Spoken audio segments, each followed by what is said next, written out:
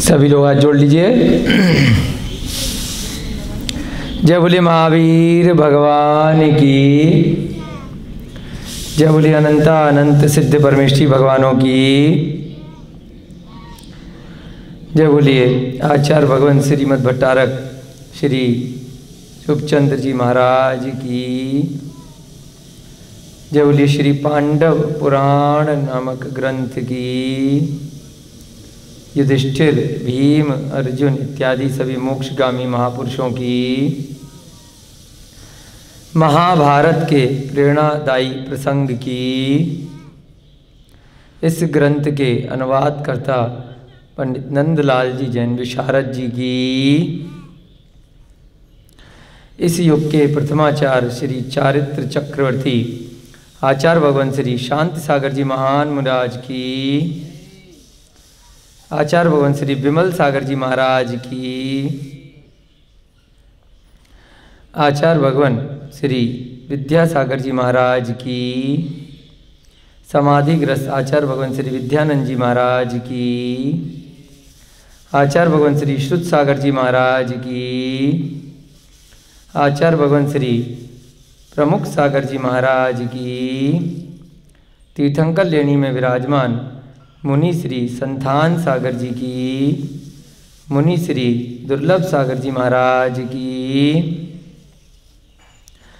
मुनि श्री प्रणम्य सागर जी महाराज की, मुनि श्री विहर्ष सागर जी महाराज की, मुनि श्री अनुमान सागर जी महाराज की, क्षुल्लक श्री गणेश प्रसाद वर्णी जी की, क्षुल्लक श्री ध्यान सागर जी महाराज की, आर्यका माता जी श्री चैतन्यमती माता जी की, सभी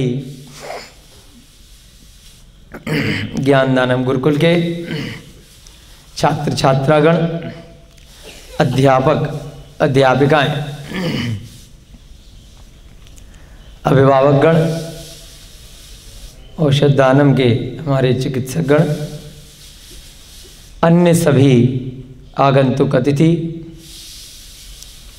संस्थानम अभेदानम के परिसर में सभी पशु पक्षी त्रियंच गति के जीव एवं सभी अन्य श्रावक श्रेष्ठी जन, सभी को सादर जय जने।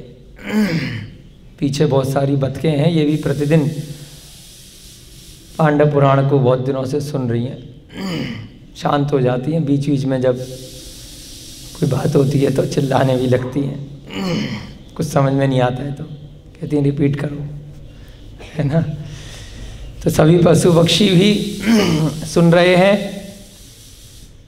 किसी ना किसी के तो हो सकता है समझ में आ ही रहा हो, कुछ कहा नहीं जा सकता। तो ऐसा श्री पांडव पुराण का अष्टम अध्याय हम पढ़ रहे हैं, जिसमें फाइनली बहुत दिनों के इंतजार के बाद, प्रतीक्षा के बाद हम पांडवों के भवों तक धीरे धीरे पहुंच गए। भूमिका बनाने में 8 अध्याय लग गए। सीधे किसी कथा को शुरू कर दिया जाए तो वो फिर रोचकता नहीं रहती, आनंद नहीं रहता। तो उनके कुलों का वर्णन, किस कुल से वे चले आ रहे थे, कुरु वंश की स्थापना कैसे हुई, कैसे जय कुमार से वह वंश चलते चलते शांतिनाथ कुंथनाथ अरयनाथ तक पहुंचा। उसके बाद विष्णु कुमार मुनिराज के गृहस्थ के भाई पद्मरथ उसी कुरुवंश में जन्मे, और पद्मरथ के उपरांत बहुत सारे राजा आए, और अंत में एक राजा आए जिनका नाम था शांतनु। शांतनु के पुत्र हुए पाराशर, और पाराशर के पुत्र हुए गांगे। इतने नाम तो याद रखने पड़ेंगे, क्योंकि ये सब तो कहानी बहुत प्रचलित भी है, थोड़े बहुत मनोरंजन की दृष्टि से प्रसंगों में कालांतर में फेरबदल किया गया है, कई बार जानबूझकर और कई बार अनजाने में। इसकी अगर आपको कभी परीक्षा करनी हो तो यहाँ जैसे जितने भी लोग बैठे हैं 25-50, संकल्प भैया जी किसी एक के कान में एक लाइन बोलेंगे, अभी नहीं, कभी जब कक्षा के बाद एक लाइन एक के कान में बोलेंगे और 10 मिनट तक वह दूसरे कान में बोलेगा बगल वाले के, वो तीसरे के में बोलेगा, वो चौथे के में, ऐसे करके फिर गोल गोल घूमते हुए फिर अंत में जो व्यक्ति होगा वो संकल्प भैया जी को बताएगा। वही लाइन वापस आती है या नहीं आती है 10 मिनट के अंदर, तो पूरी की पूरी लाइन चेंज हो जाती है। ऐसी परीक्षा एक बार हमारे सीए के उसमें GMCS क्लासेस होती है वहाँ करी गई। लोगों को लगा ये कौन सी बड़ी बात है, सिंपल सी लाइन थी, साधारण सी, बस उसमें 2-4 चीज़ें शब्द याद करने थे, 2-4 शब्द थे, एक लाइन थी, तो पूरी की पूरी लाइन उल्ट, कुछ भी शब्द वो नहीं रहा मात्र 10 मिनट के खेल में, और ज़्यादा लोग भी नहीं, 20-25 लोग। तो एक सिंपल सी परीक्षा होती है। तो इसलिए कोई गारंटी नहीं होती कि जो कथाएं आप तक अभी वर्तमान में पहुंच रही हैं, टीवी के माध्यम से, अखबारों के माध्यम से, उपन्यासों के माध्यम से, और वर्तमान में तो व्हाट्सएप के माध्यम से हर आदमी उसमें अपना 4 लाइन जोड़ देता है, पिछली 4 हटा देता है, फिर उसको दूसरा आदमी पढ़ता है, वो अपनी जोड़ देता है, पिछली हटा देता है। तो इस प्रकार से कुछ शब्द अपने नए जुड़ जाते हैं और कुछ पिछले हट जाते हैं। तो पहुँचते पहुँचते हजारों वर्षों में वह कथा सत्य आप तक पहुँची होगी, तो क्या गारंटी है जब 10 मिनट में ही एक लाइन नहीं पहुँच पा रही है। फिर ये वाली कथा हम सत्य क्यों माने? ये भी तो कुछ फेरबदल के साथ हो सकती है जो पांडव पुराण हम पढ़ रहे हैं, ये प्रश्न यहाँ भी आ सकता है। तो इसका उत्तर ये है कि यहाँ पर जो ये ग्रंथ लिख रहे हैं वो समस्त प्रकार से परिग्रह के त्यागी हैं, और उनको इन ग्रंथों को लिखने से कोई धन का, किसी भी प्रकार से किसी पद का, प्रतिष्ठा का, समाज में मेरा नाम हो जाए, ऐसा कोई लालच नहीं है।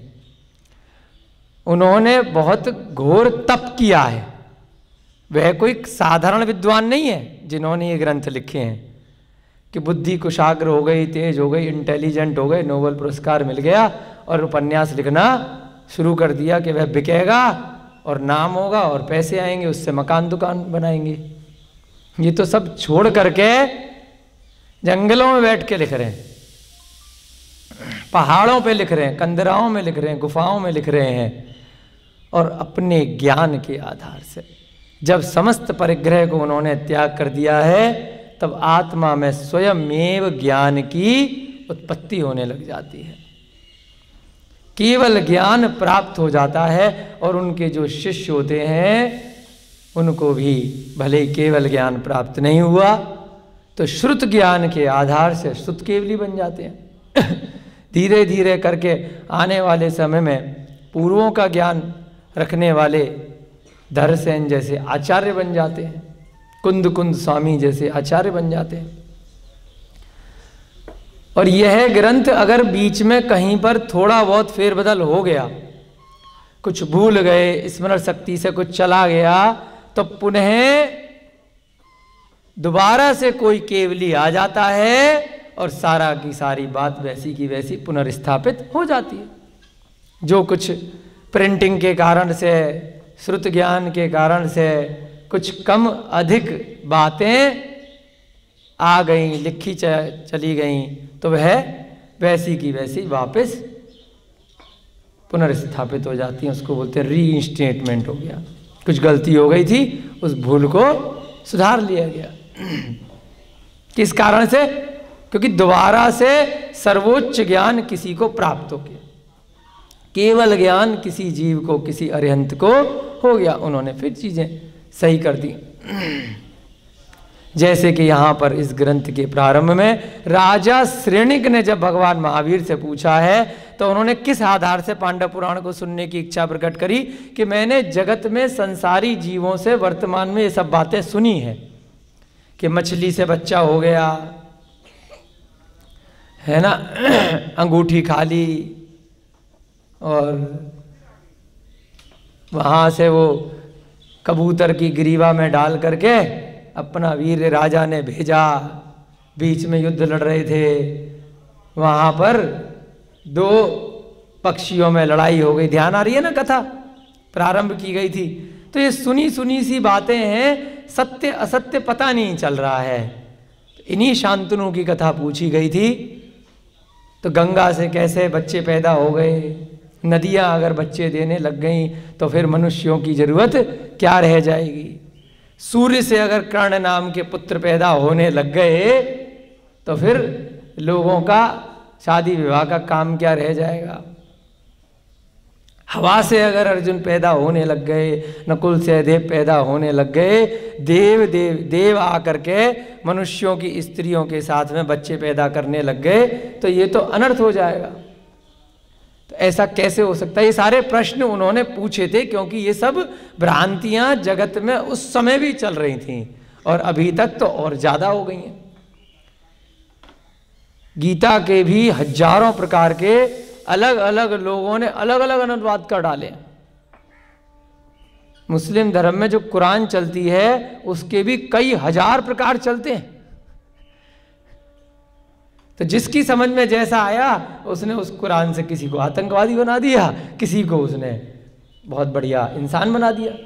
उसी कुरान को पढ़ने वाले बहुत अच्छे लोग भी मिल जाते हैं और बहुत बुरे लोग भी मिल जाते हैं। ऐसे ही गीता का भी अर्थ का अनर्थ करने वाले लोग मिल जाते हैं। वेदों का भी अर्थ का अनर्थ करने वाले हजारों प्रकार के उसके वो चल रहे हैं। आप जाइए, कभी बुक फेयर लगता है प्रगति मैदान में, कई सैकड़ों प्रकार की गीताएं मिल जाएंगी हर अलग अलग स्टॉल पे। कोई जरूरी नहीं है सबका अर्थ एक जैसा ही हो, जिसका जैसा समझ में आया उसने वैसा कर दिया। ऐसे ही बहुत सारे ग्रंथ हैं, बहुत सारे प्राचीन पुस्तकें हैं, जिनको जैसा आता है वैसा लिख देते हैं। तो यहां पर भी अब हम जो शांतनु की कथा सुन रहे हैं, पाराशर की कथा सुन रहे हैं, गांगे की कथा सुन रहे हैं, तो थोड़ा सा हमें विश्वास रखना पड़ेगा और परीक्षा आप कर सकते हैं कि सही क्या है गलत क्या है, कि लिखने वाला कौन है। उसका इसको लिखने से कोई अपना व्यक्तिगत कोई प्रलोभन तो नहीं है, तो उसी से आप परीक्षा कर सकते हैं। परीक्षा मुख सूत्र ग्रंथ भी लिखा गया है, आप्त परीक्षा आप्त मीमांसा, कि भगवान की परीक्षा करने के लिए भी आचार्यों ने ग्रंथ लिखे हैं कि भगवान भी सही है कि नहीं है। आप अपने मापदंड पे उसको उतार करके देख लो, जो खरा तो सोना, जो खरा है सो मेरा है और जो मेरा है सो खरा है। दो लड़ाइयां चलती हैं, क्या समझे। सूत्र आया है वहां पर, खरा सो मेरा। सुना है आपने ये सूत्र, परीक्षा मुख सूत्र, खरा सो मेरा, यानी कि क्या अर्थ हुआ इसका। खरा माने अच्छा, बेस्ट। जो मापदंड है, जैसे सोने की परीक्षा करते हैं, 24 कैरेट का है तो बहुत सारी चीजें नकली असली सारी चेक करी गई। जो खरा है सो मेरा है, जो असली है वो मैं ले लूंगा, उसको मैं अपना लूंगा। और एक दूसरा आदमी होता है जो मेरा है, जो मेरे पास है पहले से, वही खरा है, बस बाकी सब बेकार है। तो सही कौन सा हुआ बताओ, खरा है सो मेरा वाला या मेरा है सो खरा वाला। जो ये ग्रंथ है बस इसी की बात करते हैं। जो खरा है तो मेरा, सारे मेरे सामने है, चेक करके देखूंगा, घिस घिस करके देखूंगा, रगड़ रगड़ करके जो उसके मापदंड पे असली माल निकलेगा वो मेरा। दूसरा कह रहा भाई मेरा है, लेना मेरे ही सही है, बस लड़े जाओ, चाहे मेरा पीतल है, चाहे मेरा तांबा है, चाहे मेरा लोहा है। मैंने कह दिया ना आपको, बस मेरी चीज असली है, बाकी सब नकली है। वो लंबे समय तक चीज नहीं टिकती। जबरदस्ती अपने को सिद्ध करना, अपनी बात को सही सिद्ध करना, जो मेरे मुंह से निकल गई वो ही सही है, ऐसा नहीं होना चाहिए। अरिहंत कहते हैं कि मुझे भी चेक करके देख लो। अरिहंत जो केवली भगवान होते हैं वो कहते हैं मुझे चेक करके देख लो कि मैं ठीक हूं कि नहीं हूं, उसके बाद आओ तुम्हारी मर्जी, नहीं आओ तो नहीं मर्जी, मैं भगवान हूं तो चेक कर लो। कभी भगवान ये नहीं कहते कि मैं ही भगवान हूं, मैं इस संसार का पालनहारा हूं, मैं ही करता हूं, मैं जो चाहूंगा वही होगा। तो भैया वो यहाँ आएंगे क्यों कहने के लिए? अपनी शांति से बैठेंगे ऊपर सिद्धिशिला में, वो क्यों कहेंगे कि मैं ही तुम्हारा रखवाला हूँ, मैं जो चाहूँ वो कर सकता हूँ, मेरी मर्जी से ही पत्ता हिलता है। हम तो कह सकते हैं कि भगवान की मर्जी से होता है, भगवान कभी कहेंगे क्या मैंने पत्ते को हिलाया है, कि मैंने तुम्हें मारा है, मैंने तुम्हें जिंदा किया है? भगवान कभी नहीं करेंगे। तो इसलिए यहाँ पर थोड़ा सा आपको खरा सो मेरा वाली बात अपनानी पड़ेगी।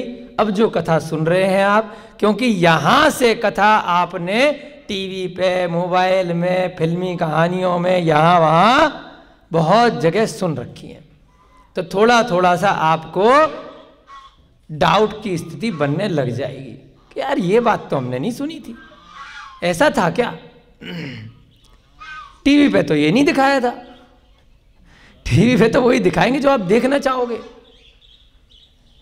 है ना। पूरे दिन इतने सारे न्यूज चैनल हैं, जो असली कथा है वो नहीं दिखाएंगे। क्या दिखाएंगे?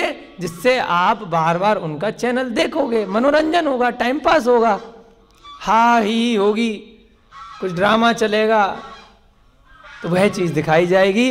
तो उसमें भी जो टीवी के लिए जो लिखते हैं, डायलॉग लिखते हैं, वो भी जो लेखक होते हैं वो भी बहुत हद दर्जे का फेरबदल कर डालते हैं। उसके बाद उनको देख करके जो आगे लिखते हैं या जो आगे कहानियां सुनाते हैं, फिर दोबारा से उसमें परिवर्तन आ जाता है। तो परिवर्तन ये संसार का एक नियम है, नित्य प्रति परिवर्तन हो रहा है। परंतु यहाँ जो सत्य कथाएं हैं, सम्यक दर्शन, सम्यक ज्ञान स्वरूप, इनमें परिवर्तन नहीं हो पाता है। थोड़ा बहुत प्रिंटिंग की वजह से कुछ गलतियां इधर उधर हो जाती हैं, लिखने में, कॉपी करने में, तो वो कुछ टाइम बाद फिर ठीक हो जाती हैं।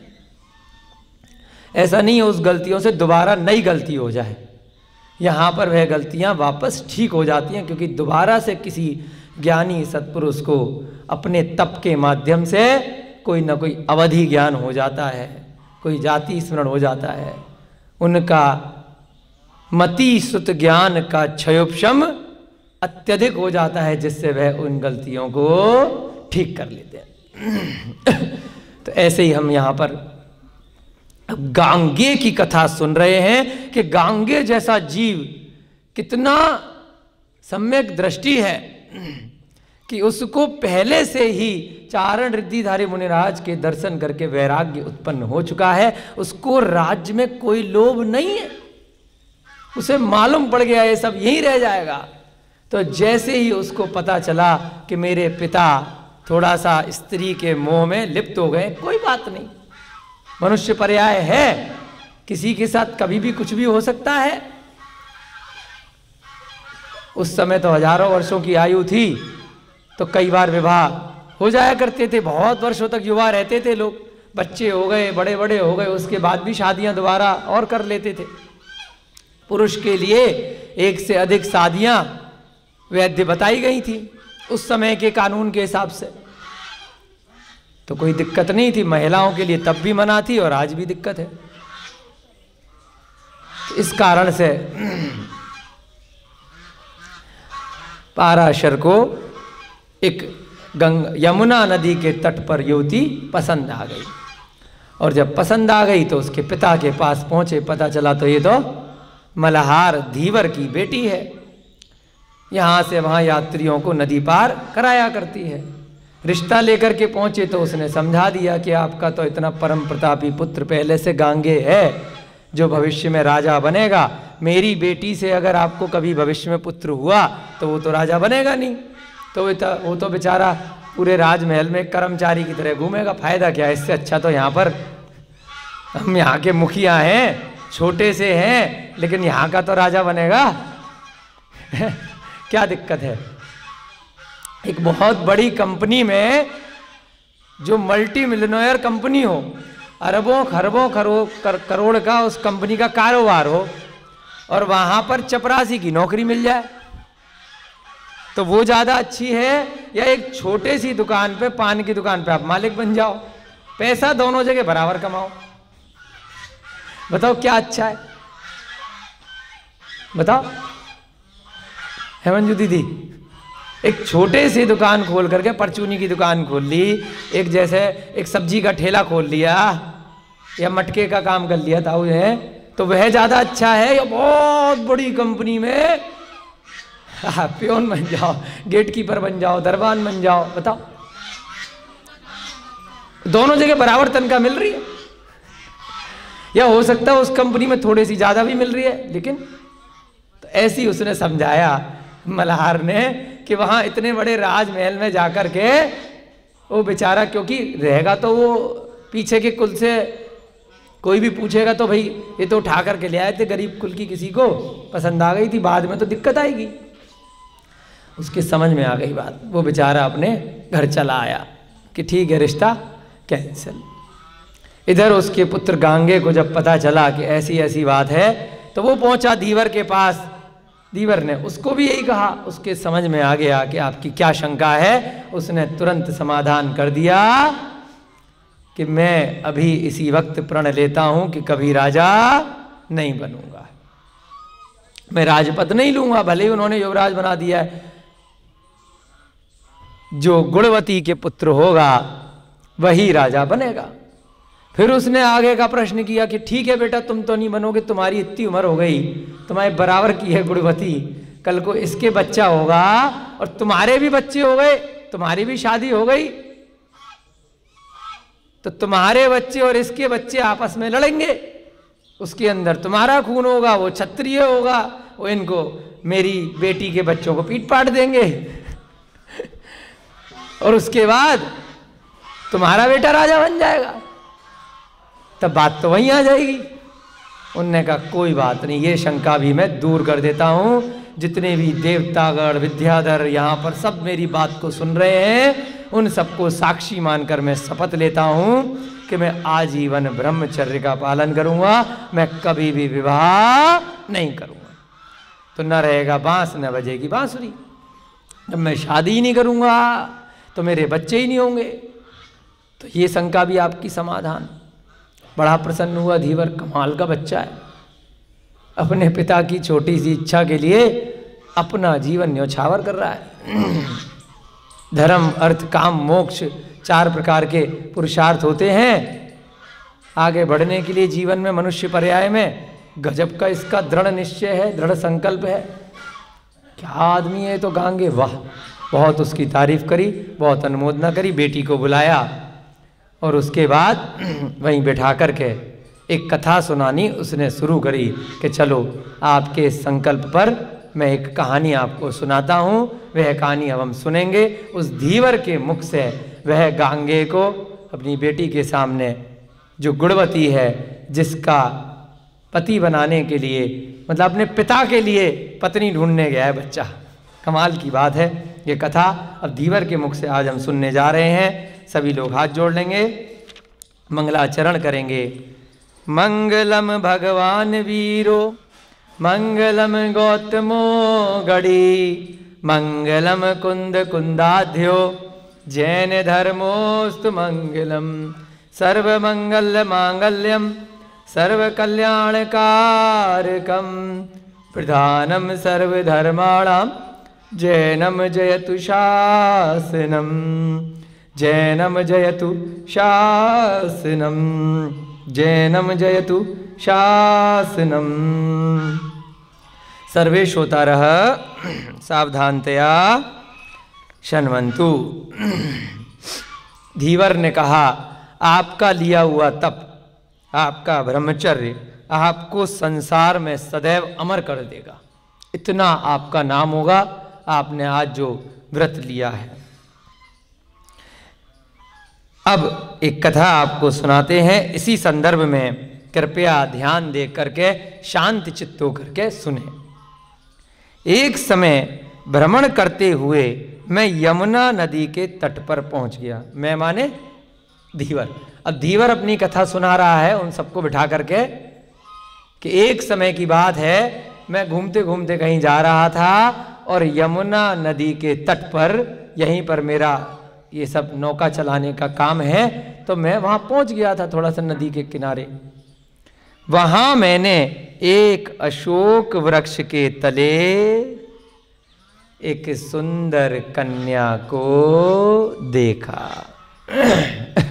समझ रहे हो मैडम? जैसे आपको देखा होगा ना किसी ने, ऐसे ही अशोक वृक्ष के तले उस धीवर ने यमुना नदी के तट पर एक सुंदर कन्या को, बच्ची को देखा।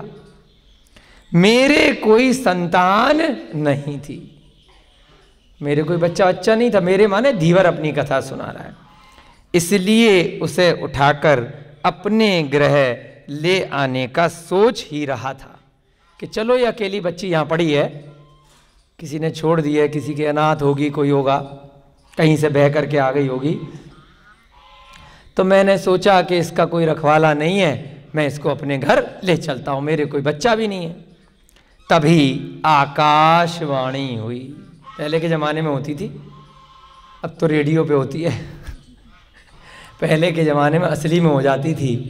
कोई देव वगैरह होते थे, कुछ रक्षा किया करते थे कुछ जीवों की, तो वह आकाशवाणी अचानक से आवाज़ आ जाती है। उसको चाहे आकाशवाणी कह दो, चाहे अंदर की आवाज़ कह दो, कोई ना कोई, या जैसे जीवंदर में हमने सुना था, पेड़ के पीछे छुप करके कोई देख रहा होता है, वो बोल देता है। तो ऐसे ही आकाशवाणी हुई, आकाश में से आवाज़ आई। यह कन्या रत्न पर के राजा रत्नांगद की धर्मपत्नी रत्नवती के गर्भ से उत्पन्न हुई है। राजा की बेटी है, हैं? ऐसी थोड़ी धीवर क्या। तो अब बता रहा है, जब सारा परीक्षा ले ली उसने, उसके पिताजी को नहीं दी है, सब सारा मामला चेक कर लिया। बहुत दिनों बाद जब बेटा जी आए तब उसकी पूरी परीक्षा लेकर के अब कथा सुना रहा है कि यह कन्या रत्नपुर के राजा रत्नांगद की धर्मपत्नी रत्नवती के गर्भ से उत्पन्न हुई है एवं इसे उस राजा के किसी आकाशचारी शत्रु विद्याधर ने हरण कर यहां डाल दिया है। पहले भी आपने जीवनधर में भी ऐसी कथाएं सुनी थी, और भी कई ग्रंथों में। हनुमान जी के साथ भी ऐसी हुआ था कि विद्याधर राजा जो पूर्व भव के शत्रु होते हैं, वो उठा करके कहीं ले जाते हैं और उस बच्चे को फेंक देते हैं। या तो राजा का शत्रु रहा होगा या इस कन्या का पूर्व जन्म का शत्रु रहा होगा। बच्ची की कोई गलती नहीं है इस जन्म की पर्याय से, तो किसकी गलती है? उसने पिछले जन्म में कुछ किया होगा किसी के साथ, पिताजी ने कुछ किया होगा, दोनों ने अलग अलग अपने अपने तरीके से कुछ किया होगा, तो दोनों को सजा मिल गई। प्रद्युम्न को भी उठा करके फेंका था कहाँ पहुंच गया था? विद्याधर के पास, मारने की चेष्टा करी थी, है ना। और रुक्मणी के साथ भी क्यों हुआ? क्योंकि उसने भी कुछ गलत किया था पिछले अपने भव में।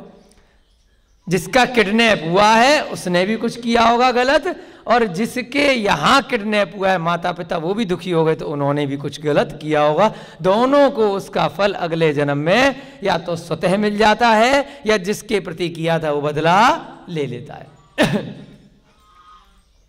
गर्भ में भी जीवों का मरण हो जाता है, गर्भ के बाहर आते ही हो जाता है। कोई पुण्यशाली होते हैं तो उनके प्रति अगर बदला लेने की कोशिश की भी जाती है, तब भी वह बच जाते हैं, क्योंकि पहले कभी पाप किया था परंतु थोड़ा सा पुण्य आगे कर लिया, जिसके कारण से बच गए। तो ऐसे ही क्या हुआ यहां पर? उस राजा का कोई शत्रु था विद्याधर आकाशगामी, उसने उस कन्या का अपहरण कर लिया और यहां पर ला करके यमुना नदी के तट पर फेंक करके चला गया है। यह आकाशवाणी सुनकर मैं निःशंक हो गया कि ठीक है, अब यहां पर तो इसका मालिक है नहीं, इसके माता पिता है नहीं, और मुझे नहीं मालूम भैया रतनपुर कहाँ है, कहाँ जा करके ढूंढूंगा है। अब इतना बड़ा जम्मू द्वीप, इतना बड़ा आर्यखंड मुझे क्या मालूम कहाँ पर है रतनपुर, इतनी आकाशवाणी हुई थी, कोई एड्रेस तो दिया नहीं था है कि जाऊं और जाकर के चेक कर लूं। मेरे पास ना हवाई जहाज ना हेलीकॉप्टर, तो मैंने बेटी को रख लिया। परंतु ये मैं निश्चिंत हो गया, निःशंक, शंका रहित हो गया कि जो भी है अच्छे कुल की, अच्छे घर की लड़की है। एवं उस कन्या को घर ला करके अपनी पत्नी के अंक में दे दिया, अपनी पत्नी को उसकी गोदी में सौंप दिया।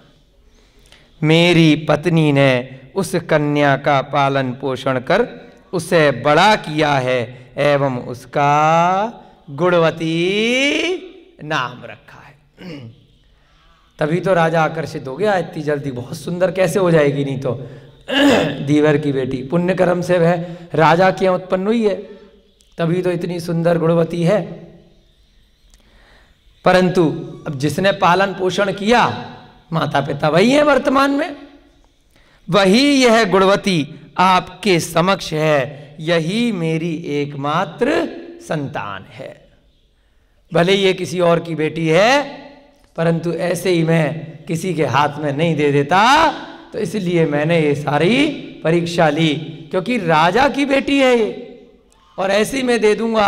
आप लोग तो मुझे मल्हार का वो समझेंगे, निम्न कुल का, लेकिन अब मैंने रहस्य आपको बता दिया है कि यह भी किसी राजा की ही पुत्री है, और क्योंकि मैंने इसका बचपन से पालन पोषण किया है, तो मेरी कोई दूसरी संतान नहीं है। अपने पिता राजा पाराशर के लिए पुत्र बनकर इसे ग्रहण करो। क्या मतलब? अभी उसने कह दिया था ना कि मैं अपनी मां गांगे से भी बढ़कर इस गुणवती को अपनी मां के समान मानूंगा, कह के चुका है वो। क्यों? भले ही बराबर की हो, चाहे कुछ भी हो, रिश्ते में क्या लग जाएगी? मां लगेगी, पिता की पत्नी। तो क्या कहा कि अपने पिता पाराशर के लिए पुत्र बनकर इसे ग्रहण करो। तुम्हारे साथ इसको भेज दे रहे हैं, क्या बनकर इसको लेकर के जाना है? मां समझ करके लेकर के जाना, मां की तरह आदर सत्कार के साथ इसको रखना, सेवा करना। जैसे मां की पूजा करते हैं वैसे इसको लेकर के जाओ। और उसने गांगे को ये कथा सुना करके ऐसा कहकर धीवर ने गांगे के हाथों गुणवती को सौंप दिया। पाराशर को नहीं दिया था, सीधे आए थे। किसको दिया? गांगे की परीक्षा लेकर के, उसको पूरी कथा बता करके। बेटी को भी नहीं पता थी बचपन से, लेकिन अब रहस्य खोल करके उसके सामने बता दिया। जिसे संग लेकर गांगे अपने नगर को लौट आया। गाजे बाजे के साथ गांगे अपनी मां को लेकर के आ गया एवं यथा समय विधि पूर्वक अपने पिता को सौंप दिया कि लो पिताजी खुश हो जाओ, आपके लिए मैं रानी लेकर के आया हूं। गुणवती को पाकर राजा पाराशर इस प्रकार आनंदित हुए जिस प्रकार कि निर्धन मनुष्य को एकाएक लक्षाधिक मुद्राएं प्राप्त हो जाने से आनंद होता है। कोई गरीब आदमी को अचानक से 1 लाख मुद्राएं मिल जाएं। मुद्राएं उस समय सोने की चला करती थी। एकदम से गरीब आदमी को तो जैसे वो पागल हो जाएगा, ऐसे ही उस पाराशर के पास सब कुछ था, हस्तिनापुर का राजा है, फिर भी इच्छाएं इंद्रियों की ऐसी खतरनाक हैं, जो चीज नहीं मिली उसके पीछे आदमी पागल हो जाता है। सब कुछ होते हुए भी कुछ और इच्छा कर गई, परेशान हो जाता। इतनी रानियां, गंगा जैसी रानी है, इतना बड़ा राज्य है, जिस पे हाथ रख दे उसको रानी बना ले, लेकिन दिल किस पे आ गया? वो नौका चलाने वाली पे। तो जैसे ही वह प्राप्त हो गई, तो जैसे निर्धन व्यक्ति को लक्षा अधिक, 1 लाख से भी अधिक, लक्ष्य माने 1 लाख, 1 लाख से भी अधिक मुद्राएं प्राप्त करके जैसे निर्धन व्यक्ति को आनंद होता है, ऐसा ही आनंद उस पिता को हुआ। गांगे देख रहा है पिताजी कैसे खुश हो रहे हैं, कोई बात नहीं, इधर बच्चे ने ब्रह्मचर्य ले लिया। यही गुणवती कालांतर में गंधिका एवं योजन गंधिका के नाम से प्रसिद्ध हुई। अब रानी बन गई। गंगा से भी ज्यादा बड़ा स्थान मिल जाएगा भविष्य में। कारण क्योंकि गंगा के जो पुत्र है गांगे अभी युवराज है, लेकिन उसका भविष्य में जो पुत्र होएगा ही नहीं, जो राजा बनेगा, तो अब चेन दूसरी चल जाएगी आगे के राजा के लिए। क्योंकि प्रण कर लिया है, वचन दे दिया है। अब गांगे दोबारा शादी तो करेंगे नहीं, करी नहीं है, कुंवारे थे। तो ये जो गुणवती थी उसका आगे चलकर और अन्य नाम क्या पड़े अन्य अन्य ग्रंथों में, और यहां पर भी गंधिका या योजन गंधिका के नाम से भी जानी गई। जैसे सीता जी के कई नाम थे, मैथिली, जानकी, ऐसे कई नाम एक एक व्यक्ति के हो जाते हैं उनके गुणों के कारण। गुणवती के गर्भ से निष्पाप अत्यंत विद्वान एवं धर्मात्मा। अब जैसा नियति थी तो गुणवती से और पाराशर के बहुत विद्वान कोई उत्पन्न होने वाला है, उसका क्या नाम हुआ? वेद व्यास। हमारे रोहितास जी को पूरी जानकारी है। व्यास नाम का पुत्र उत्पन्न हुआ, पाराशर का और गुणवती का। गांगे से कुछ नहीं होगा क्योंकि गांगे ने ब्रह्मचर्य ले लिया। व्यास नाम का पुत्र उत्पन्न हुआ। वह बड़ा तेजस्वी एवं बड़ा महात्मा था, बहुत तेजस्वी था। उसकी उत्तम आचरण वाली पत्नी का नाम, अब व्यास की भी शादी हुई, यही राजा बनेगा भाई, वचन दे दिया था, है कि नहीं? गुणवती से कौन उत्पन्न हुआ? अब शांतनु की चैन समझ में आ गई। शांतनु से पाराशर, पाराशर से एक तरफ गांगे और एक तरफ व्यास। अब व्यास के बच्चे होंगे क्योंकि गांगे तो शादी कर नहीं रहे, तो व्यास का बच्चा हुआ। उसका व्यास की पत्नी का नाम था सुभद्रा। क्या नाम था? सुभद्रा। सुभद्रा के गर्भ से 3 पुत्र उत्पन्न हुए जिनका नाम था धृतराष्ट्र, पांडु एवं विदुर। अब आ गए ना पांडव पुराण पर फाइनली, कितने महीनों के इंतजार के बाद। तो किसके बच्चे थे ये? व्यास के। यानी कि जो यमुना नदी के तट पर गुणवती मिली थी उसका बच्चा था, क्या था? व्यास। और व्यास के बच्चे थे ये तीनों, धृतराष्ट्र, पांडु और तीसरे विदुर। ये 3 भाई थे, ठीक है। सुभद्रा, इनके गर्भ से 3 पुत्र हुए। अब याद कर लो, यहां से तो कहानी आपको याद करनी पड़ेगी, थोड़ी सी पीछे की भले ही भूल जाओ, क्योंकि ये तो अब पांडव पुराण पे आ चुके हैं हम। क्या क्या नाम थे? धृतराष्ट्र, पांडु और विदुर। इनके पिता कौन थे? व्यास। माता कौन थी? सुभद्रा। अब समझ में आ गए, सारे की सारे कौरव थे, तीनों ही, है ना। अब यहां से पांडु के बच्चे पांडव कहलाएंगे और दूसरे के कौरव, वो युद्ध की दृष्टि से। वैसे देखा जाएगा तो सारे की सारे कुरु वंश में ही चले आ रहे हैं, क्योंकि जिसके आगे राजा बनते हैं तो वहां से चैन बन जाती है, बाकी के भी उसी वंश के कहलाते हैं। लेकिन कथाएं जब लंबी आगे चलती हैं तो राजा नहीं बने तो वो फिर उनके राज्य के अलग भाई भाई कहलाते हैं।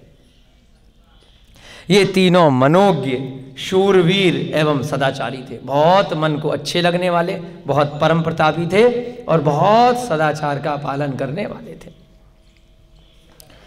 अब एक कथा खत्म हो गई, दीवर ने कथा सुना दी, आगे की कथा पूरी हो गई। अब आगे देखते हैं, अब इन तीनों का आगे क्या होगा, पांडवों पे अपन कैसे पहुंचेंगे। पांडव कौन होंगे? जो इनके बच्चे होंगे। अभी तो इन तीनों की कहानी चलेगी थोड़ी सी, उनके पिताजी की, धृतराष्ट्र की, पांडु की और तीसरे विदुर। याद कर लीजिए, 3 भाई थे, बोलो, धृतराष्ट्र, पांडु और विदुर। फेमस 2 ही ज्यादा हुए हैं लड़ाई जंगे के कारण से। हाँ, भरत क्षेत्र के हरिवर्ष नामक देश में भोगपुर नामक एक नगर है। अब एक नई कथा शुरू हो रही है इन लोगों की। भरत क्षेत्र आपको समझ में आ गया, जम्मू द्वीप का 190वां भाग है, दक्षिण भाग में, जहां पर एक भाग में आर्यखंड में हम रह रहे हैं। उसी भरत क्षेत्र में एक नगर था जिसका नाम था भोगपुर, और हरिवर्ष नामक देश था। वह नगर अत्यंत रमणीक तथा अनेक प्रकार की भोग विलास की सामग्रियों से परिपूर्ण है। बहुत सुंदर नगर है। क्या नाम है? भोगपुर। वहां पे लोग खूब भोग भोगते हैं, खूब धन धान्य होता है, सब कुछ बढ़िया रहता है वहां पर। भोग विलास की सामग्रियां बहुत हैं। उसके समक्ष इंद्रपुरी का ऐश्वर्य एवं वैभव भी तुच्छ प्रतीत होता है। तुलना करिए, जैसे इंद्र की नगरी है इंद्रपुरी स्वर्गों में, वैसे ही सुख यहां पर है। ऐसा लगता है कि इंद्रपुरी का भी सुख उसके सामने पानी भर रहा है, कुछ नहीं है, तुच्छ है, छोटा है। उस नगर का राजा प्रभंजन आदिनाथ प्रभु द्वारा स्थापित हरिवंश का ही था। उसी समय आपको आए थे ना कई सारे वंश, हरिवंश, इक्ष्वाकु वंश, कौरव वंश, है ना। उसी समय से चल रहे हैं, भरत चक्रवर्ती के समय से बहुत सारे वंश। तो एक वंश की चेन में तो ये आ गए कौरव वंश में, और एक वंश और चल रहा था, उसका नाम था हरिवंश। उस हरिवंश में जाकर के दूसरी चेन में कौन आए हैं? कृष्ण जी, उनके पिता वसुदेव। हरिवंश पुराण नामक जो ग्रंथ है उसमें पूरे वसुदेव, इंडी वसुदेव का भ्रमण, श्री कृष्ण, नेमिनाथ, ये सारे हरिवंश में दूसरी चेन में चल रहे थे। साइमल्टेनियसली, यानी कि समकालीन, एक ही समय पे जैसे आप लोग रह रहे हैं, हम लोग रह रहे हैं, ऐसे ही समकालीन अब दो स्टोरी साथ साथ चलेंगी। पांडवों के साथ साथ श्री कृष्ण की कथा भी तो आएगी वो भी तो उसी समय पर थे। तो एक वंश कौन सा चल रहा था? ये कौरव वंश चल रहा था, और आदिनाथ भगवान के समय से ही एक वंश दे दनादन चला रहा था। वो उसका यहाँ पर ज्यादा प्रसंग इसलिए नहीं है क्योंकि मुख्यता किसकी है इस पुराण में? पांडवों की है, तो इसलिए उनके कुल की बातें यहाँ पर ज्यादा की गई। जब आप हरिवंश पुराण पढ़ोगे तो पूरी की पूरी उनकी वसुदेव के सारे पिछले भवों की घटनाएं हैं, पिछले कुल की घटनाएं हैं, कैसे कैसे पिछले कुल में कैसे कैसे क्या था हरिवंश के बारे में, इसलिए उसका नाम रखा हरिवंश पुराण। तो यहां पर आदिनाथ के समय से जो कुल चल रहा था, इस समय उसमें कौन राजा था? राजा प्रभंजन। बोलो हाँ राजा प्रभंजन को सभी प्रकार के सुख प्राप्त थे। उसकी रानी अत्यंत सुंदर थी। सुख तभी होता है जब रानी सुंदर हो, है ना। अब आई बात समझ में। उसके नेत्र दर्शक के चित्त को बरबस अपनी ओर आकर्षित कर लेते थे। रानी इतनी सुंदर थी कि उसकी जो आंखें थीं, बड़ी बड़ी काली काली आंखें, जो भी देखता था देखता रह जाता था। यौवन का ज्वार उसके अंग प्रत्यंग में समाया हुआ था। ये भी श्रृंगार रस होता है, लेखक की कला होती है मोहित करने की। कि यौवन यानी कि उसकी जो युवा अवस्था है, उसका ज्वार उसके अंग प्रत्यंग में, उसके पूरे शरीर में झलक रहा था समाया हुआ था। सौंदर्य में वह इंद्र की शची से किसी भी प्रकार से न्यून नहीं थी। न्यून माने कम नहीं थी। जो इंद्र की शची माने इंद्र की जो इंद्राणी हुआ करती है, इतनी सुंदर होती है, वह क्रियक शरीर होता है, उससे अगर तुलना की जाए तो मनुष्य लोक में भी वह अत्यंत सुंदर थी। उस राजा प्रभंजन की रानी कौशाम्बी नाम की नगरी में, अब ये कहाँ का वर्णन हो गया? भोगपुर का। कई सारी कहानी एक साथ चलेंगी ना, जब फिल्मी स्टोरी चलती है, वहाँ ये रहता है, वहाँ ये रहता है, वहाँ ये रहता है, उन सबको फिर जोड़ दिया जाएगा, है ना। उसी समय कौशाम्बी, मतलब एक कहानी तो हो गई, धृतराष्ट्र, पांडु और विदुर पैदा हो गए, इधर दूसरी कहानी है हरिवंश में ये हो गए, और तीसरी कहानी है कौशाम्बी नाम की नगरी में सुमुख नाम का एक सेठ रहता था। यहां पे राजा नहीं है, सेठ जी रह रहे हैं कौशाम्बी में, जो अत्यंत रूपवान एवं धनाढ्य था। सेठ जी बड़े सुंदर थे और बड़े धनी थे। धन के लोभ में वह वीर दत्त की पत्नी वनमाला का किसी समय हरण करके ले आया। हे भगवान, क्या करा? ज्यादा नोट वाला क्या होता है, गड़बड़ कर लेता है। तो क्या किया, कौशाम्बी नाम की नगरी में एक सेठ जी थे जिनका नाम था सुमुख। उन्होंने क्या किया, बहुत माल था, हमें कौन देख रहा है। आजकल क्या होता है कि जैसे बड़ा पद पे है, कोई मंत्री का बेटा है, कोई नेता है, कोई दरोगा है, कोई बढ़िया ऑफिसर है, तो उसके बच्चे बिगड़ जाते हैं कि हमें कौन देख रहा है। कानून तो हमारे हाथ में है, हम जो चाहेंगे वो कर लेंगे। कानून का रखवाला ही कानून को तोड़ने वाला बन जाता है। तो ऐसे ही सेठ जी के पास बहुत माल था। उनने क्या किया, सेठ जी ने वीर दत्त की पत्नी वनमाला का अपहरण कर लिया। बताओ, किसी की शादीशुदा का। पहले भी ऐसी कहानी आपने और भी सुनी है, बाद में दिक्कत आती है बहुत, है ना। पर स्त्री हरण कर लिया, दूसरे की पत्नी वनमाला का हरण करके ले आया वो सेठ। कहाँ पर, कौशाम्बी नाम की नगरी में। एवं कालांतर में मुनि को आहार देने के प्रभाव से मरणोपरांत राजा प्रभंजन के यहाँ उसका पुत्र होकर उत्पन्न हो गया। हे भगवान, पहले तो गलती करी इतनी भयंकर, बाद में क्या हुआ, अकल आ गई। पहले भी कथा आपने सुनी थी, है जीवन धर्म में भी सुनी, कई जगह ऐसी कथाएं सुनी है।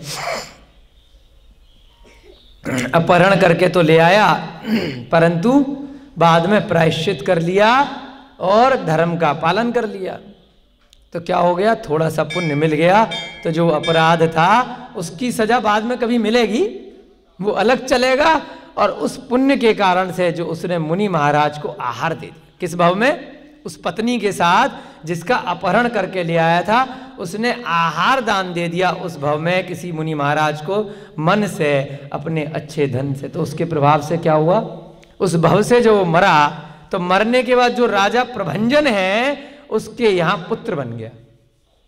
हरिवंश में जो वर्तमान में राजा प्रभंजन है उसका पुत्र बन गया। कौन, वह सेठ जो पिछले भव में किसी दूसरे की पत्नी का अपहरण करके लाया था।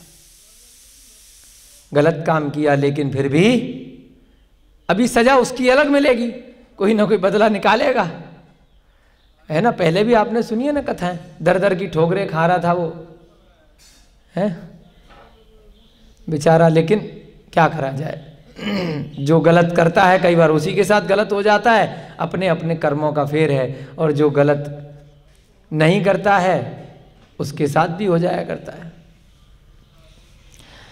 उसका नाम सिंह केतु रखा गया, वह सूर्य के सदृश तेजस्वी था। अब थोड़ा सा पुण्य कर लिया मुनि को आहार दान देने से, अच्छे भावों के साथ धर्म को ग्रहण कर लिया, कुछ नियम ले लिए होंगे जिसके कारण से राजा का पुत्र बन गया, दोबारा से मनुष्य गति में आ गया। मनुष्य गति से मरण प्राप्त करके आप चारों गतियों में कहीं भी रिपीट कर सकते हैं। दोबारा से मनुष्य बन सकते हैं, नरक में भी जा सकते हैं, त्रियंच में भी जा सकते हैं और देव में भी जा सकते हैं। और अगर सही क्षेत्र काल भाव हुए तो पंचम गति मोक्ष भी जा सकते हैं। केवल मनुष्य गति से पांचों जगह एंट्री है, बाकी सब जगह से मोक्ष नहीं है, ठीक है ना। त्रियंच गति से मोक्ष नहीं जा सकते, दोबारा त्रियंच बन सकते हैं, दोबारा से मनुष्य बन सकते हैं, नरक भी डायरेक्ट जा सकते हैं और देव भी बन सकते हैं। त्रियंच गति से 4 जगह जा सकते हैं। तो ये जो जीव था वो सेठ जिसने दूसरे की पत्नी वनमाला का अपहरण करा था, अब वह अगले भव में प्रभंजन का पुत्र बन गया और नाम क्या पड़ गया, सिंह केतु। उसी हरिवर्ष देश के शील नामक अन्य नगर में वज्र घोष नाम का राजा राज्य करता था। थोड़े से नाम याद करने पड़ेंगे। उसी हरिवर्ष में जहां पर प्रभंजन है वहां पर एक नगर है भोगपुर, जहां का राजा कौन है, प्रभंजन, और दूसरा नगर है शील, जहां का राजा है वज्रघोष। एक राजा कौन हो गया? प्रभंजन। रिपीट करते हैं जिससे आप लोगों को याद रखने में अच्छा लगेगा। एक राजा है प्रभंजन और उसी हरिवर्ष में एक राजा है वज्रघोष। वज्रघोष की रानी का नाम है सुप्रभा। सुभद्रा नहीं है, सुभद्रा के तो 3 बच्चे अलग हैं, धृतराष्ट्र, पांडु और तीसरा विदुर, वो सुभद्रा है। ये कौन है? सुप्रभा। सुप्रभा के गर्भ से वनमाला के जीवांश से एक पुत्री उत्पन्न हुई। क्या हुआ? सुप्रभा के गर्भ से वनमाला के जीवांश से एक पुत्री उत्पन्न हुई। मतलब वनमाला कौन थी? जिसका अपहरण किया था। अब वो भी उस भव में मर गई होगी बेचारी, बूढ़ी होकर के। जीवांश माने पिछले भव में जो लड़की वनमाला थी वो क्या बन गई? इस भव में दूसरे राजा वज्रघोष की पुत्री बन गई। ठीक है। वनमाला का अपहरण किसने किया था? सेठ जी ने किया था। वो सेठ जी अब क्या बन गए हैं? सिंह केतु नाम के बच्चे बन के पैदा हो गए हैं। समझ में आ रही है चेन? दोबारा रिपीट करें। एक सेठ जी ने वनमाला का अपहरण किया, उसको जबरदस्ती अपनी पत्नी बना लिया, परंतु आहार दान के प्रभाव से वो दोनों दोबारा से मनुष्य गति में आ गए। जिस सेठ जी ने अपहरण किया था वो तो बन गए अब सिंह केतु नामक पुत्र बन गए। कहां पर? प्रभंजन के पुत्र बन गए, राजा के पुत्र। और जिसका अपहरण हुआ था वनमाला का, वो भी अपना भूल भल गई, उसने भी धर्म कर लिया, आगे बढ़ गई संसार में, तो वो क्या बन गई? पुत्री बन गई वनमाला। पिछले भाव में उसका नाम है वज्रघोष की पुत्री सुप्रभा की, उसका नाम पड़ा विद्युत प्रभा। क्या नाम हुआ? हाँ, यानी अब एक तरह से भाई भले ही अपहरण कर लिया, पति पत्नी तो बन गए जबरदस्ती के। पिछला वाला जो पति था वो बैर करेगा, वो आगे देखेंगे क्या करेगा वो, है ना। अब पिछले भाव में दोनों साथ में रहे तो अब क्या हो गया? एक तो बन गया सिंह केतु और एक बन गई विद्युत प्रभा। एक दूसरे राजा की वज्रघोष की बेटी और एक प्रभंजन का बेटा। वह कन्या बहुत सुंदर थी एवं बरबस ही सबके चित्त को अपनी ओर आकृष्ट कर लेती थी। अब राजा की बेटी बनी है, बड़ी सुंदर पैदा हुई। काल क्रम से जब वह युवती हो गई तब उसका विवाह सिंह केतु के साथ हो गया। ऐसे ही नहीं आया है कि 7 जन्मों से रिश्ते होते। अब पिछले जन्म में भले ही जबरदस्ती किया और रिश्ता बन गया, तो अब नॉर्मल तरीके से शादी हो गई अगले भाव में। एक बार जब इसीलिए ग्रंथों में आया है कि 343 घन राजू का ये जो संसार है ना, त्रियंच गति के जीव, मनुष्य गति के जीव, नरक गति के जीव और देव गति के जीव, पेड़ पौधे भी इसमें आ गए, मच्छर मक्खी भी इसमें आ गए, एक इंद्रिय पर्याय के जीव भी इसमें आ गए, सारे जीव आ गए। इनमें कोई भी जीव ऐसा नहीं बचा। क्या कहा? एक भी जीव नहीं बचा इनमें ऐसा, एक भी, नॉट इवन सिंगल, जो आपका पिछले भवों में पति पत्नी पुत्र पुत्री माता पिता मित्र शत्रु सगा संबंधी नहीं रहा है। जितने भी आप बैठे हैं किसी ना किसी भव में हमारे कुछ ना कुछ रह चुके हैं, और जितने नहीं भी बैठे हैं यहाँ पर सब पिछले भवों की अपेक्षा से दुश्मन भी रहे होंगे, मित्र भी रहे होंगे, पति भी रहे होंगे, पत्नी भी रहे होंगे। कभी आप स्त्री बन गए, कभी आप पुरुष बन गए, कभी आप त्रियंच गति में चले गए, कभी आप एक इंद्रिय पर्याय में चले गए, तो कभी देव बन गए, तो कभी नारदी बन गए। कोई भी जीव नहीं बचा। इतने अनंत काल से हम सबका जीव इस संसार में परिभ्रमण कर रहा है। कोई मजाक की बात नहीं है, कहानी फिल्मी स्टोरी नहीं चल रही है, सत्य कथा चल रही है। जो समझ जाता है वो आगे बढ़ जाता है, वैराग्य को धारण कर लेता है। जो नहीं समझता है, अरे मूर्ख बना रहे। ऐसा भी कभी होता है क्या? टाइम पास चल रहा है तो उनकी मर्जी, अपना क्या जा रहा। इस संसार में न कोई शत्रु है, न कोई मित्र है, न कोई पत्नी है, न कोई पति है, न कोई माता है, न कोई पिता है, न कोई पुत्र है, न कोई पुत्री है। वो किस अपेक्षा से हैं? केवल इस पर्याय की अपेक्षा से, आत्मा की अपेक्षा से कोई किसी का कुछ भी नहीं है। केवल वर्तमान की पर्याय की अपेक्षा से कथनचित स्याद अस्ति स्याद नास्ति स्याद अवक्तव्य, है भी और नहीं भी है, और मैं नहीं जानता है कि नहीं है, कह नहीं सकता। स्यादवाद, अनेकांतवाद। पर्याय की अपेक्षा से, वर्तमान की अपेक्षा से, हम वर्तमान में देख करके पुद्गल द्रव्य की अपेक्षा से बस कह सकते हैं कि ये इसका ये है, ये इसका ये था, ये इसका ये होगा। लेकिन आत्मा की अपेक्षा से तो संसार में कोई भी जीव ऐसे नहीं बचे जो किसी का कोई कुछ नहीं रहा हो। ऐसे यहाँ पर पूर्व भव में वो सिंह केतु अपहरण करके भले ही लेकर के आया था, अब वर्तमान में दोनों पति पत्नी बन गए। विद्युत प्रभा की पत्नी, विद्युत प्रभा किसकी पत्नी बन गई? उस सिंह केतु की बन गई। पिछले भाव में वह सेठ वीरदत्त था और वह लड़की वनमाला थी। उधर वह वीरदत्त जिसकी पत्नी का सिंह केतु ने पूर्व भाव में हरण कर लिया था। किसकी पत्नी को उठा करके लेके आया था? वीरदत्त की। सेठ जी लेकर के आए थे, अब बदला तो ले गई, बेचारा दर दर की ठोकरें खा रहा होगा। उस भव में भले ही सर पीट पीट करके मर गया होगा, तो अब जाकर के देखते क्या करेगा। वीरदत्त की पत्नी थी वनमाला, जिसका अपहरण कर लिया गया था। मरणोपरांत चित्रांगद नाम का देव हो गया। अब उसने थोड़ा बहुत कुछ तप इत्यादि मिथ्या दर्शन वगैरह में कर लिया होगा, तो क्या हुआ? उसके साथ तो बुरा हुआ था, तो क्या बन गया? चित्रांगद नाम का देव। देवों में भी नाम होते हैं, ऐसे नहीं है कि सारे के सारे देव हैं। वहां पर भी सभाएं लगती हैं, देवों के नाम होते हैं, देवियों के नाम होते हैं। तो क्या बन गया वो? जिसकी पत्नी को उठा करके ले गया था वीरदत्त नाम का जो सेठ था दूसरा, उसका नाम अब क्या पड़ गया देवगति में? चित्रांगद। इधर जब एक समय सिंह केतु अपनी सहधर्मिणी विद्युत प्रभा के संग एकांत वन में क्रीड़ा कर रहा था, तब चित्रांगद आया एवं दोनों को उठा करके ले गया। अच्छा, बड़ी खुश है इसके साथ, अब उससे लड़की से ही बदला लेगा। बहुत आनंद आ रहे हैं। पहले तो मेरी पत्नी थी, जबकि देवगति में उसको बहुत सारी देवियां मिल गई होंगी, कोई उसको कमी नहीं होगी, लेकिन क्या है? बैर भाव है ना, कि तूने पिछले भव में मुझे तंग किया था। अभी भी होता है ना, हम 10-10 साल पुराने चिट्ठे लेकर के बैठ जाते हैं, और क्या पता वर्तमान में हम बहुत अच्छे, सब कुछ हमारे पास सुलभता से हो गया, उस समय हमारे पास नहीं था, तो उसने हमारे साथ गलत किया 10 साल पहले, 5 साल पहले, 2 साल पहले, 1 साल पहले, 20 साल पहले।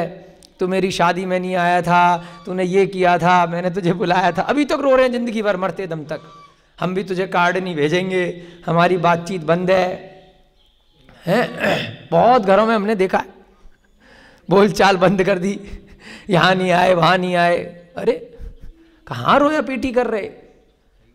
इतने भवों तक 6 महीने तक अगर बैर पाल लिया, 6 महीने शास्त्रों में आया है, अधिकतम सीमा है, कम से कम नहीं है। अधिकतम अगर किसी भी बैर को अपने घर परिवार में किसी भी मित्र शत्रु से 6 महीने अगर मन में बांध लिया, तो 70 कोड़ा कोड़ी सागर तक मोहनीय कर्म आपकी आत्मा से चिपक जाएगा। इतनी बार आप उससे बदला लोगे, वो आपसे लेगा। कभी आपको मार देगा, फिर वो आप उसको मार दोगे। जरा सा बैर, तो कभी भी किसी से भी जरा सा भी कोई रोष दुख कष्ट कुछ हो जाए, हाथ की हाथ माफ कर दो। गुस्सा आ भी जाए, 1-2 दिन से ज़्यादा मत खींचो। बहुत सारे पति पत्नी हमने देखे हैं, शादी हो गई, बच्चे हो गए, कई साल तक बोलचाल बंद है। कई साल हो गए, बात ही नहीं कर रहे। खाना बना रही है पत्नी, घर में रह रही है, बात नहीं कर रहे। बच्चों के थ्रू मैसेज भिजवा रहे हैं, उनसे कह देना। साथ में जा रहे हैं लेकिन बातचीत नहीं कर रहे हैं। बैर, इतना भयंकर दुश्मनी किस काम की? अगले भर में ऐसी, अगले भव में जैसे चित्रांगद कर रहा है ना, वही करोगे। क्यों चक्कर में पड़ते हो ज़्यादा? माफ करो, माफी मांगो, कोई दिक्कत नहीं है, छोटे बन जाओ। ठीक है, मेरी गलती थोड़ी थी, उसकी गलती है, वो मांगेगा माफी। अरे क्या दिक्कत है? क्यों भवों तक लेकर के घूम रहे? आपके मोक्ष में, आपके कल्याण में वो शत्रु बनकर आपको बाधा उत्पन्न करेगा। भविष्य में कभी आपका अगर ऐसा योग बन जाएगा, ऐसा निमित्त बन जाएगा, हाथ की हाथ जो भी बैर है, जो भी बात है, उसी समय वहीं की वहीं माफ़ी मांग करके या माफ़ करके ख़त्म कर दो, नहीं तो जन्म जन्मांतर तक न जाने कितने कितने भवों तक वह आपको पीछा करेगा, परेशान करेगा। चित्रांगद ने क्या किया? पत्नी की तो कोई गलती थी नहीं, लेकिन अब तूने इससे शादी दोबारा क्यों कर ली? भाई मनुष्य बन गई, अब स्वर्ग में तो है नहीं तुम्हारे साथ, तो मनुष्य में किसी से तो करेगी। तो दोनों को उठा करके ले गया बदला निकालने के लिए। चित्रांगद की मनोकामना उन दोनों का वध कर डालने की थी। अब भले ही देव बन गया है, उसके बाद भी इतना महामूर्ख है, उसे ये नहीं मालूम कि मरने के बाद जैसे मैं दोबारा पैदा हो गया, इन दोनों को मार दूंगा फिर पैदा हो जाएंगे। उसे दिख रहा, अवधि ज्ञान है उसे, तभी तो उसने पहचान लिया। लेकिन बुद्धि के ऊपर, देवों की बुद्धि के ऊपर भी कैसे पर्दा डल जाता है। हमारे सामने तो केवल उदाहरण है कि मरने के बाद आप कहीं जिंदा हो जाओगे, हम ही तो बता रहे हैं, सुनी हुई बातें तो हैं, देखा तो नहीं है। एक ग्रंथों से या कहानियों से, किस्सों से हमने अपने बड़े लोगों से सुना है कि मरने के बाद आदमी दोबारा आत्मा कहीं पैदा हो जाती है। लेकिन यहां तो वो अवधि ज्ञान से देख रहा है, तभी तो पहचान रहा है कि ये दोनों पिछले भव में क्या थे और अब ये दूसरे भव में यहां पहुंच गए, फिर भी मारने जा रहा है। बताओ, ये मूर्खता नहीं है तो और क्या है? इधर मारूंगा, पता चला और अच्छे में आ गए, मेरे बगल में ही देव बन गए तो अभी तो नीचे बैठे हैं। कोई गारंटी थोड़ी है कि मारने के बाद देव नहीं बनेंगे। मैं भी तो मनुष्य गति से मरने के बाद देव बन गया चित्रांगद, और यहां आकर के सागर पर्यंतर मेरा खून पिएंगे, फिर यहीं बगल में बैठ जाएंगे मेरे पास में, और मेरे ही बॉस बन गए। तो कोई जरूरी थोड़ी है कि देव में मेरा नीचे ही आएगा या मेरे बराबर आएगा। जैसे उसके कर्म होंगे तो सौधर्म इंद्र भी बन सकता है। मेरे ही वहां पे विमान में आकर के मेरा सीनियर बन गया क्या कर लोगे? फिर भी क्या कर रहा है? इन दोनों को मार डालता हूं। तो इसलिए ये सब कथाएं भी इसलिए बता रहे हैं कि कभी किसी के मारने से कोई आपका कष्ट दूर नहीं होगा। अगर आप सोचोगे कि इसने मेरे साथ बुरा किया है, लाओ गोली मारे हूं, लाओ चाकू मारे हूं, या पहाड़ से नीचे फेंके हूं, छत से नीचे फेंके हूं, कुछ भी नहीं होगा। या आत्महत्या कर लूं, स्वयं बड़ा दुखी हो रहा हूं, तो मेरे इन दुखों का अंत हो जाएगा, बिल्कुल भी नहीं होगा। आत्महत्या करने के बाद नियम से नरक जाओगे। तो अभी तो थोड़ा सा दुख है, वहां पर सागरों का कितना दुख मिलेगा भाई साहब, सोच ही नहीं पा रहे। इसलिए ग्रंथों का आश्रय लेना बहुत जरूरी है कि आप कम से कम वध करने से और स्वयं का वध करने से बच जाओगे। किसी भी दूसरे जीव को कष्ट दोगे तो 1000 बार सोचोगे कि इससे मेरा दुख दूर नहीं होगा, मैंने इसको मारा, पीटा, हत्या करी, कुछ भी नहीं होगा। इधर मरेगा, उधर एक समय, एक सेकंड के असंख्यातवें भाग में दोबारा पैदा हो जाएगा। पता चला तुम्हारा ही बेटा बन करके तुम्हारा खून पीने लग गया है ना, कि तुमने मुझे मारा था, तुम्हारे आसपास आ जाएगा दोबारा से। तो कभी भी ऐसी चेष्टा इस जीवन में बिल्कुल भी गलती से मत करना कि मैं इसकी वजह से दुखी हूं, इसको मैं समाप्त कर दूं तो मेरे दुखों का अंत हो जाएगा। कदापि नहीं होगा, बिल्कुल नहीं होगा। 100% इस बात को गांठ बांध देना। परंतु जैसे ही उन दोनों को मारने के लिए गया, तो जैसे हम यहां पे समझा रहे हैं, ऐसे ही उसके मित्र सूर्य प्रभ देव ने समझा दिया कि बेटा मारने से कुछ नहीं होगा, तेरी बुद्धि पे पर्दा पड़ गया है। अब वहां पर चित्रांगद का स्वर्ग में देव और मित्र बन गया था, सच्चा देव, सच्चा मित्र, कि बेटा मारने से कुछ नहीं होगा, यहीं आकर के तेरे को परेशान करेंगे, मत मार। किसने समझाया? सूर्य प्रभ देव के निषेध करने से, उसके समझाने से उसको अकल आ गई कि अवधि ज्ञान में दिख गया कि मारने से तो ये दोबारा कहीं पैदा हो जाएंगे, अंत थोड़ी होगा। तो मान गया, चलो मारते नहीं है। फिर क्या करें? परेशान तो करना है, बदला तो लेना है। तो उन दोनों को उठा करके चंपा नगरी के वन में जा करके फेंक दिया कि जाओ जंगल में परेशान होते रहो, कुछ दिन तो परेशान हो गए। दोनों को उठाया और जंगल में फेंक आया। कहां पर? चंपा नगरी में। उसके बाद सूर्यप्रभ ने कहा अब तेरे को तसल्ली मिल गई, खुश हो गया, चल ठीक है अब चलो। सूर्यप्रभ और चित्रांगद दोनों देव अपने स्थान स्वर्ग को लौट आए। दोनों आ गए, भाई ले लिया ना तूने बदला, अब बात खत्म कर। उसने तेरी पत्नी को उठाया था, तूने दोनों को उठा करके फेंक आया, चल भूल जा। अब दोनों देव हाँ भाई बात ठीक है। ऐसी करती है ना मम्मी, बच्चे की लड़ाई हो जाती है तो कि भाई तूने इसको थप्पड़ मार दिया, चल ठीक है, बात खत्म हो गई। अब दोनों शांति से वापस लौट आए। अच्छा देव कौन है? सूर्यप्रभ। उसने समझा दिया कि कुछ नहीं होता। ऐसी समझाते हैं ना बड़े बुजुर्ग कि भाई माफ कर दो उसको। देखो उसने माफी मांग ली। देव योग से चंपा नगरी के राजा चंद्र कीर्ति का उन्हीं दिनों निधन हुआ था। अब बहुत दूर जाकर के फेंक आया, उन्हें मालूम ही नहीं हम कहाँ पे पड़े हैं, जंगल में थे कहीं के। वो राजा के पुत्र सिंह, क्या नाम था, सिंह केतु, और वो रानी विद्युत प्रभा। लेकिन पिछले भव में गड़बड़ी करी थी, फल तो मिलेगा। बिना कर्मों का उदय आए कोई भी जीव बच नहीं सकता। चाहे स्वतः आ जाएगा या जिसके प्रति आपने किया था वह आकर के बदला ले लेगा, कोई ना कोई तो लेगा। आपने अपनी सास को तंग किया है तो आपकी बहू आकर के आपको तंग करेगी। वो जरूरी नहीं है सास आकर के आपको तंग करे। गोल गोल दुनिया है, गोल गोल चैन है ना। आपने किसी और को किया, कोई और कर देगा, नहीं तो वही आ जाएगा। तो यहाँ पर अब इन दोनों को इनका फल मिल गया, जंगल में चले गए। लेकिन पिछले भव में कुछ अच्छा काम कर लिया था, आहार दान दिया था, सम्यक दर्शन सम्यक ज्ञान को सुन लिया था, कुछ व्रत नियम लिए थे, जिसके प्रभाव से फिर से कष्ट मिला। और फिर क्या हो गया? उसी समय चंपापुरी के जंगल में इनको फेंका है और चंपापुरी के राजा का कुछ दिन पहले ही निधन हुआ है। ठीक है। फिर क्या हो गया? उसके राज्य का उत्तराधिकारी कोई पुत्र नहीं था। उन्हें मालूम तो है नहीं हम कहाँ से आए हैं, यहाँ पर न जाने का रास्ता पता है, जंगल में खो गए हैं। बहुत सारी पिक्चरों में देखा होगा आपने, जंगल में खो गया आदमी तो क्या करेगा बेचारा, कुछ दिन तो वहीं भटकेगा, वहीं रहेगा। निदान से राज्य आरोहण करने के हाँ, उनका कोई उत्तराधिकारी नहीं था, कोई बच्चा हुआ नहीं था, राजा की डेथ हो गई थी। राज्य आरोहण के लिए गजराज को माला देकर फिराया जाने लगा। अब एक हाथी के सूंड में माला डाल दी। किसी निमित्त ने, किसी ने, ज्योतिषी ने कहा कि भैया देखो लॉटरी लगा लो।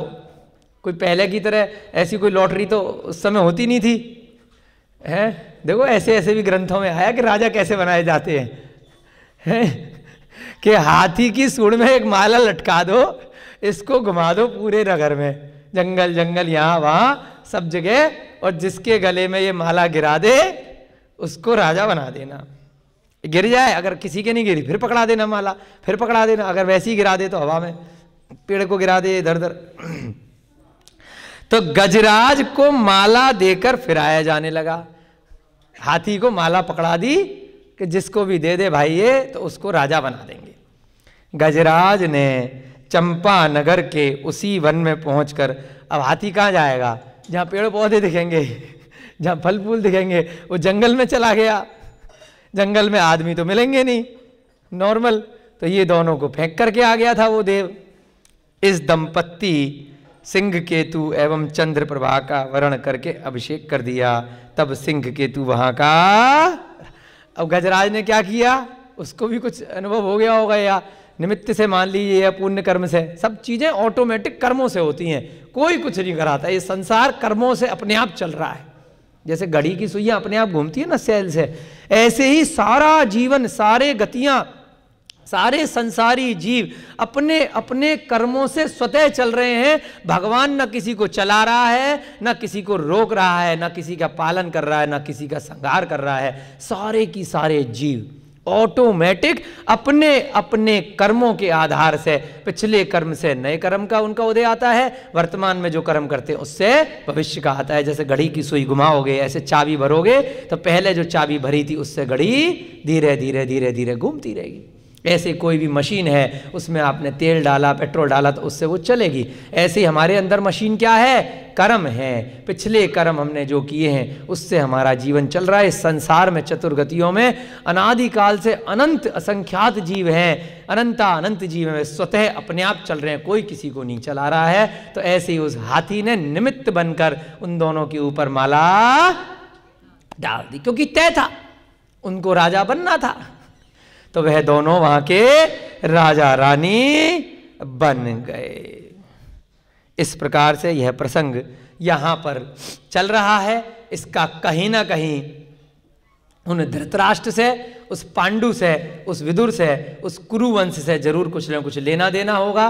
कल की कथा में हम देखेंगे कि किस प्रकार से पांडव पुराण से इन राजा का, जिनको पिछले भव में ये अपहरण करके लेकर के आया था, अगले भव में वह शादी करके विद्युत प्रभा का सिंह केतु राजा हो गया।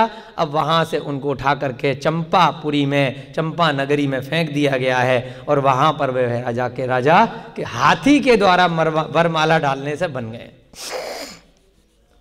ऐसे भी लॉटरी सिस्टम हुआ करता है ना, बन जाते हैं। ऐसे आजकल भी हो जाता है कि किसी को भी बना देते हैं।